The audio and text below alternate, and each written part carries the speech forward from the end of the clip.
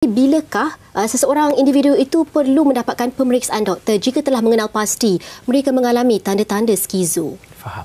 Okey Nadia, biasanya nasihat umum kita kepada masyarakat atau mana-mana individu, kalau kita dapati sama ada diri kita ataupun ahli keluarga kita atau kawan-kawan, kalau mereka menunjukkan saja simptom-simptom seperti yang halusinasi atau perubahan tingkah laku dan sebagainya itu, kalau kita tidak pasti, sebenarnya tidak salah untuk kita bawa untuk dapatkan pemeriksaan awal.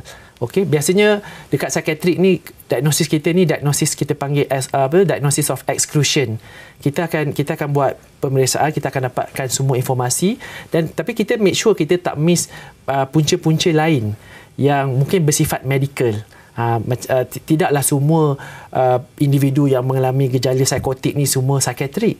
Kadang-kadang ada juga condition medical seperti infection, metabolic disorder dan sebagainya pun boleh menyebabkan gejala psikosis. Sebab itu, kalau ada saja orang yang kita kenal telah menunjukkan simptom-simptom skizofrenia, tidak salah pada saya lah untuk kita dapatkan rawatan awal, pemeriksaan awal, supaya kita dapat pastikan dulu diagnosis tu ada atau tak ada skizofrenia, dan the moment doktor rasa okey ini adalah penyakit skizofrenia, dan doktor akan terus dapat memulakan rawatan yang pesakit tu perlukan.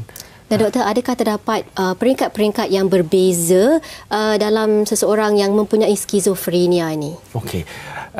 Secara umum, skizofrenia tu adalah penyakit psikotik jenis kronik. Tapi kita ada juga kita panggil fasa yang acute versus kronik lah. Jadi tapi yang penting, kalaulah seseorang yang mengidap penyakit skizofrenia ni dapat rawatan awal, maksudnya tidaklah ditunggu-tunggu. Mungkin dalam tempoh terdekat lepas individu tu mengalami gangguan halusinasi dan sebagainya, cepat-cepat dibawa untuk pemeriksaan lanjut. Dan kalau dapat dirawat awal, kajian mendapati kalau kita rawat skizofrenia ni awal, insya-Allah kita akan dapat sembuhkan dengan kadar yang lebih baik, dan mungkin dengan menggunakan ubat yang tidaklah begitu banyak, dan prognosisnya jauh lebih okey. Kita dapat selamatkan brain function tu. Kenapa? Sebab kajian mendapati bila dilakukan brain imaging, bila kita scan otak pesakit-pesakit skizofrenia yang bersifat kronik, dan bila kita bandingkan dengan scan otak orang yang sihat, kita dapati brain volume atau struktur atau isi padu saraf otak pesakit skizofrenia tu dia lagi sedikit.